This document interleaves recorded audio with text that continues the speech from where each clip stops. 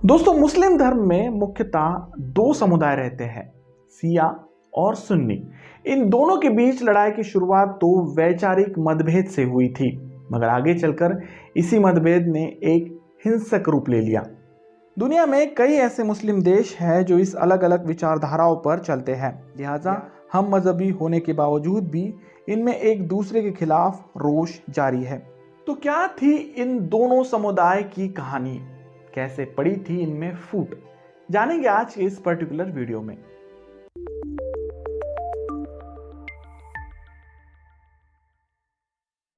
दोस्तों, मुस्लिम धर्मगुरुओं की माने तो मुस्लिम समुदाय में फैली इस विषमता का कारण धार्मिक है। दिलचस्प बात यह है कि दोनों भी इस्लाम, कुरान और शरीयत को मानते हैं। फिर वो कौन सी कड़ी है जो इन दोनों को एक दूसरे से जुदा करती है? इस लड़ाई की शुरुआत होती है इस्लाम धर्म के आखिरी पैगंबर मोहम्मद साहब के मृत्यु से। सन 632 ईसा में उन्होंने इस दुनिया को अलविदा कहा था। उनकी मृत्यु के बाद इस्लाम धर्म की बागडोर 4 खलीफा के हाथों में थी। पैगंबर साहब द्वारा अपॉइंट किए गए ये 4 खलीफा थे अबू बकर, उमर, उस्मान और हजरत अली। मुसलमानों के एक वर्ग का यह मानना था कि मोहम्मद साहब ने अपने दामाद हजरत अली को अपना वारिस बनाया था। वही दूसरे वर्ग का कहना यह था कि मोहम्मद साहब ने अपने वारिस के रूप में अबू बकर को चुना था। बस इसी वारिस वाले मतभेद पर यह समुदाय अलग हो गए।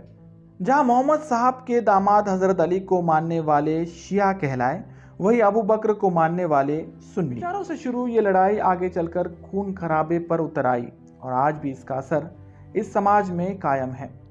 शिया मुसलमानों का यह कहना है कि खुद अल्लाह ने ही हजरत अली को उनका उत्तराधिकारी चुना था, जहां मोहम्मद साहब के गुजर जाने से पहले इसे कुरान में भी दर्ज कराया गया था। लेकिन ऐसा नहीं है कि सुन्नी समुदाय ने अबू बकर को छोड़कर किसी और को अपना खलीफा नहीं माना। उनके हिसाब से अबू बकर ही पैगंबर मोहम्मद साहब के प्राइम सक्सेसर यानी उत्तराधिकारी है, जिसके बाद नंबर आता है हजरत उमर का, हजरत उस्मान और आखिर में हजरत अली का। मगर सुन्नियों के हिसाब से ये रैंकिंग सिस्टम पूरी तरह से गलत है। उन्होंने खलीफा के शब्द को बदलकर इमाम में तब्दील किया। खलीफा और इमाम शब्द का मतलब लगभग एक जैसा ही होता है। उन्होंने पैगंबर मोहम्मद साहब के बाद हजरत अली को ही अपना प्राइम इमाम माना और उनके बाद 11 अलग अलग इमाम अपॉइंट किए। अब तक ये लड़ाई महज एक वैचारिक लड़ाई थी, मगर इसे एक हिंसक रूप मिला 656 ईसा में। हजरत अली की लीडरशिप को पैगंबर मोहम्मद साहब की पत्नी और अबू बकर की बेटी आयशा ने चुनौती दी। इसी साल इराक के बसरा में इन दोनों के बीच लड़ाई हुई। ये शायद शिया और सुन्नी समुदाय के बीच हुई पहली जंग थी। इस युद्ध में आयशा हार गई, मानी सुन्नी समुदाय की हार हुई, जिससे शिया और सुन्नियों के बीच मतभेद और भी गहरा होता गया। सुन्नी समुदाय ने एक सेक्युलर लीडरशिप को चुना था, वही शिया मुसलमान पैगंबर द्वारा नियुक्त किए गए इमाम को ही अपना नेता मानते थे। साफ तौर पर कहा जाए तो सुन्नी मुसलमानों की विचारधारा डेमोक्रेटिक प्रिंसिपल पर चलती है, वही शिया परिवारवाद को ज्यादा महत्व देते हैं। 1501 में पर्शिया, जो आज का ईरान है, वहां सफाविद वंश की स्थापना हुई थी। ये वंश पूर्ण रूप से शिया विचारधाराओं से प्रेरित था, जहां इसने शिया इस्लाम को स्टेट रिलीजन घोषित किया। मध्यकालीन दौर में यह पहली बार था कि किसी शिया मुसलमान सत्ता में आए थे, जहां उन्हें सुन्नी खलीफाओं के केंद्र रहे ओटोमन साम्राज्य से करीब 200 सालों तक जंग लड़नी पड़ी। 17वीं सदी तक इस वंशों का प्रभाव कुछ हद तक फीका पड़ने लगा, लेकिन इसका असर आज भी हमें जियोग्राफिकली नजर आता है। आज के वक्त शिया बहुल देश है इराक, ईरान, अजरबैजान और बहरीन। वही सुन्नी बहुल देश है सऊदी अरब, यूएई, इंडोनेशिया और पाकिस्तान। 1941 में शिया बहुल ईरान में शाह रजा पहलवी गद्दी पर बैठे। उन पर यह आरोप था कि वे अमेरिका के आदेश पर अपना राजपाट चलाते हैं।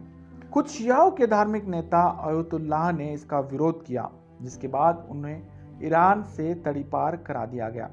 1980 में पाकिस्तान में लश्कर-ए-जंगवी और सिपाहे सहाबा जैसे कट्टर सुन्नी समूह बने। इन समूह ने अगले 4 दशकों तक हजारों शिया मुसलमानों को मौत के घाट उतारा। 1991 में भी इराक के सुन्नी शासक सद्दाम हुसैन के खिलाफ उन्हीं के देश के शिया मुसलमानों ने बगावत की थी, जहां सद्दाम हुसैन ने अपने सियासी ताकत का इस्तेमाल करते हुए करीब 10,000 शिया मुसलमानों को मौत के घाट उतारा। 1997-98 के दौरान सुन्नी इस्लाम को मानने वाले तालिबान ने मज़ार शरीफ और बामियान में हजारों शिया मुसलमानों को मारा था।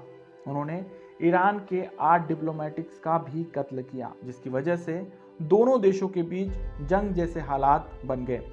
आज के समय में भी इन दोनों समुदाय शिया और सुन्नी के बीच जंग जारी है। तो ये थी कहानी मुस्लिम धर्म में बसे 2 समुदाय शिया और सुन्नी की। आप इसके बारे में क्या सोचते हैं? कमेंट बॉक्स में जरूर लिखें। अब जाते जाते एक आसान सा सवाल। दोस्तों, भारत में भी शिया और सुन्नी को लेकर कई विवाद सामने आए हैं। ऐसे में आपके लिए सवाल ये है कि भारत में ज्यादा मात्रा में कौन सा समुदाय रहता है, शिया या फिर सुन्नी? आपका जवाब कमेंट बॉक्स में जरूर लिखें। वीडियो अच्छी लगे तो प्लीज इसे लाइक कर अपने दोस्तों में शेयर करना ना भूलें। और हाँ, आपको अगर मेरा काम वाकई में अच्छा लगता है तो प्लीज चैनल को सब्सक्राइब कर देना। मिलते हैं अगले वीडियो में ऐसे किसी इंटरेस्टिंग और हिस्टोरिकल टॉपिक को लेकर। तब तक के लिए धन्यवाद।